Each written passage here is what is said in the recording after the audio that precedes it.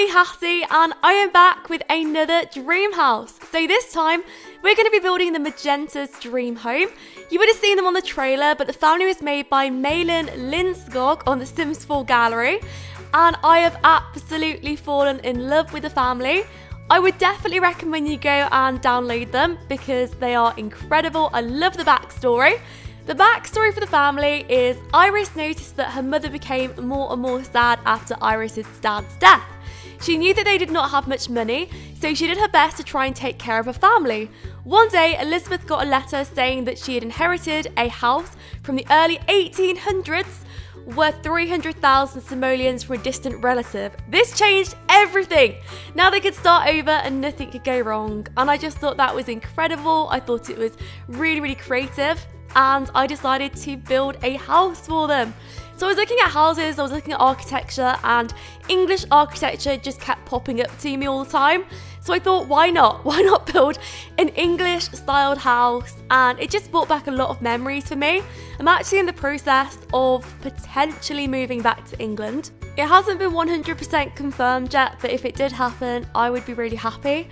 For those of you that don't know, I have been pretty homesick for the past few months, so I feel like if I did go back, it would be something that I would feel really happy and excited about. I think that being away from my family and my closest friend Belle has been tough, but I feel like it's also brought my friendship closer together with her, so I'm pretty happy about that. And it will be nice to go back, and I feel excited about being able to see her as much as I want to be able to see my friend. And she really has been my lifelong friend, and I've always had one lifelong friend rather than 10 best friends or 20 best friends, because a lot of people have loads of multiple best friends, and there's nothing wrong with that. I mean, it's fantastic, but I'm just one of these people that's always just had one friend throughout my life, and I love that because we've always been extremely close. But let me know in the comments if you have a lifelong friend that you want to mention. At this point, I was changing the colour of the build, and I was also adding some ivy to the exterior. I thought the ivy looked really nice, and that definitely reminded me of English architecture because a lot of houses of this type do have ivy, so I loved that. And the picture that I was looking at online also had ivy, so really love the idea of putting some in. And if you still want to enter the competition or challenge, whatever you want to call it, you still can. It's going to be open for as long as I say it's open for, so however long you want you can have, because I'm not going to close it. In fact, I keep adding families to my Sims 4 gallery account.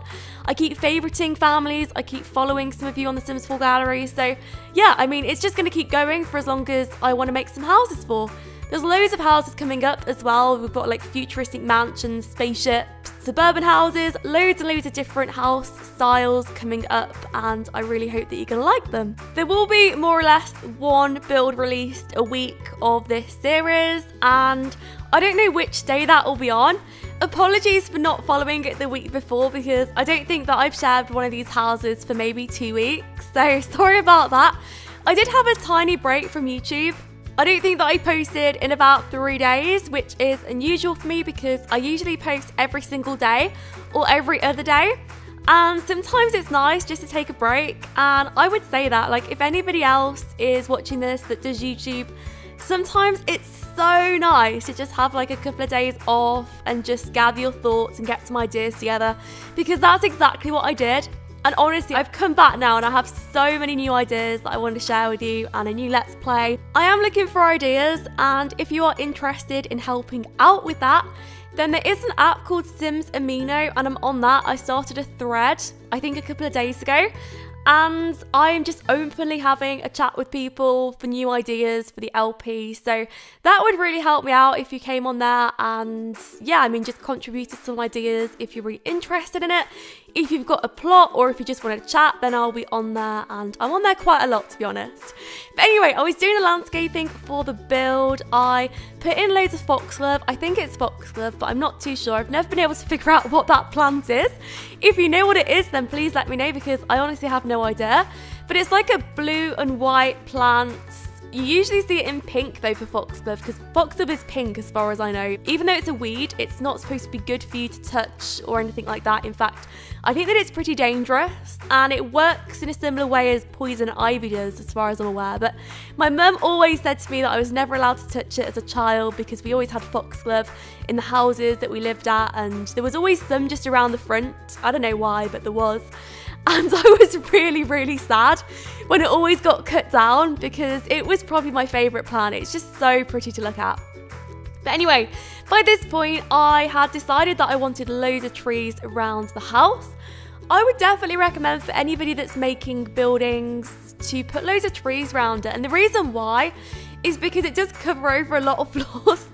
To be completely honest with everybody, and there are some flaws in my buildings, like the hedges around the edges. They're never exactly even. That's because I don't rush, but I just try to not focus too much on the really, really small details because I'm more focused on the bigger picture, which is the house. So sometimes trees are really nice just to sort of put around and just fill up the house a bit. Also make it look a little bit more private, so I loved that idea, so I was definitely up for that. The pool was really odd. I thought because I was going for the look of an old property that they've inherited, I thought making the pool look really overgrown and look like it really hasn't been looked after was the look that I wanted to go for, because I wanted to specifically think about this family and try and get it as accurately as I could. So I hope that fits in with what everybody was sort of thinking about the family, because I know that everyone's going to have separate ideas of what the family will be like and what sort of house they like, but it's really just my interpretation of what I think they would like to live in. I tried to make areas of the garden look a little bit more worn out, and I don't think there was a lot of colour going on in the garden either. There was definitely more colour on the front of the house than there was on the back, because a lot of the back was just green, and I thought that was important because that does look abandoned, that does look as if they have inherited it, and of course if it's unknown as to how long it's been sitting like that, it would probably have a lot of green in there, so that's what I did. The inside was very doll's housey, and that was because I used to look after some children for a family I used to babysit for them, and they had a very Georgian house, and it reminded me of this house a lot. I remember when I first went round their house just thinking about how big the rooms were. The rooms were just a lot larger than I would have expected them to be, and they were very square, so I tried to mimic that sort of look in this home, and I had a lot of fun doing that. I've decided to decorate the houses all at once, so instead of just doing individual rooms, which I used to do a lot of the time, I think you'll start to notice if you do follow my builds that I have started to try and veer away from that, and I've tried to do the rooms all at once because it means that I can match them, and it's a lot easier for me to match them, so that's something that I was definitely trying to do whilst making this build. Most of the flooring that I use for the house is carpeted, or it's the very expensive wood flooring. My old house used to have this wood flooring, and I can't remember what it's called, but it's quite nice to have in houses, and I don't know, it's a really nice pattern, so I thought it would look really good for this home, and I just wanted it to look really classy and well kept. Even though it is a property that was inherited, I just don't know how it would look. I was trying to imagine an inherited house in my head, and I was trying to think, well, maybe it would be a little bit more old-fashioned. And I was also thinking a lot about how the family might want to move their own furniture in. I didn't want to make it too modern or anything. In fact, I did try to make it almost exactly as I remember my old doll's house to be. So I took a lot of inspiration from that.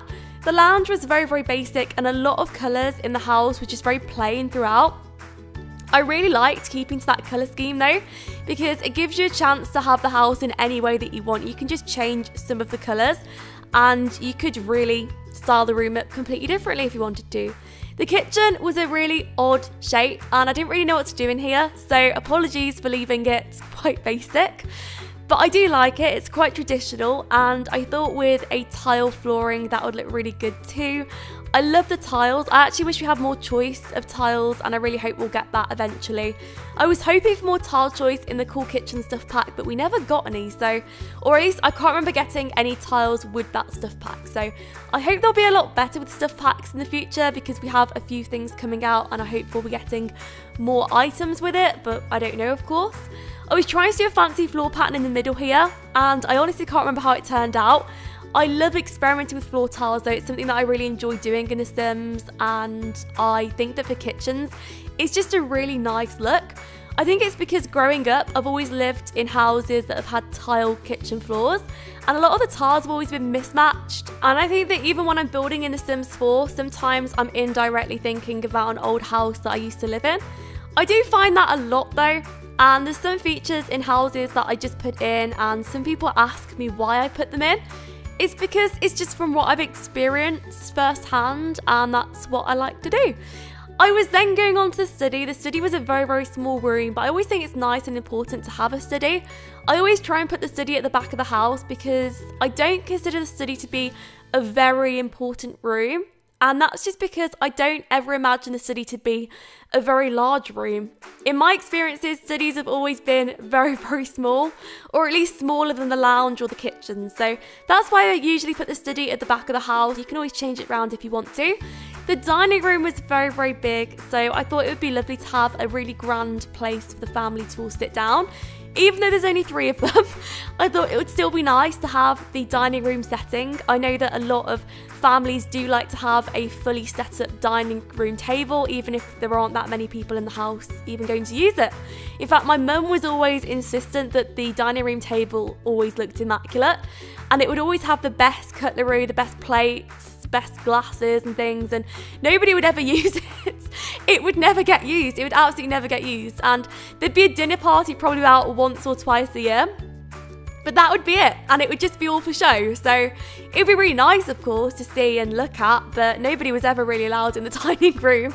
That was just something that I grew up with. So I love to have these really formal dining rooms in houses, when I do remember to put them in, of course, because sometimes I do forget. For other builds I do, but for a really traditional English house, I really wanted that, so that's what I did there. Fireplace upstairs was an unusual choice, but I do like the idea of having a warm house. I really hope we'll get seasons at some point, because I really hope that those fireplaces will come in handy if it's cold or something. I'm really hoping for that, and I'd love to have seasons. That's something that I've wanted. In fact, I think that it would be great to see all the different places and what they would look like in the different seasons. So that's hopefully something that we may see. I don't know, of course, I have no idea. This was when I was changing the light colours. That's something that I learned ages ago off a comment, and that really told me a lot, because I had no idea that you could do that, but it does help, because usually the light isn't very good in The Sims 4. Usually it shows up as like a yellowy colour, and I don't feel like it looks very nice in gameplay and things. So usually I go for the white. I know that some of you do think that's too cold and the light doesn't look very good in the white colour, but I really like it. I think it looks so good, so I went with that. Of course, you can change it and it will make the house look entirely different if you do, so it's completely up to you what you want to do with it. The house is, of course, on the Sims 4 gallery. I should have mentioned that. I put it on the Sims 4 gallery ages ago, actually. In fact, weeks ago, so it's been on there for a really long time. Apologies for not sharing it sooner. Of course, if you want to keep up to date with which family I've chosen, which family I've favourited, you can go and follow me on the Sims 4 gallery, and you can go and see which family I'll choose next, because the house will be up before the speed build. Of course, you can go and download it straight after you see the speed build. I put in a children's room, and that is because there is a child in the family, so I thought that would be a really cool place to put a children's bedroom. I did put 2 beds, even though there's only 1 child, and that's because I would want the family to have a choice. Because it's an inherited house, I would expect it to already look like this by the time they moved in. So I didn't really know what I wanted to do with these rooms, and I just put them in a way which I thought they looked really nice and presentable to the family, and a way that it would look like a dream home. And having 2 beds for a child anyway would just be incredible, because you could choose. I was then back to the front because the interior was done, and I was just adjusting the last things to the build, the ivy and the front window. But that is the end of the build, so I really hope you enjoyed it, and I hope to see you all future videos. Thank you so much for watching, and I'll speak to you all soon.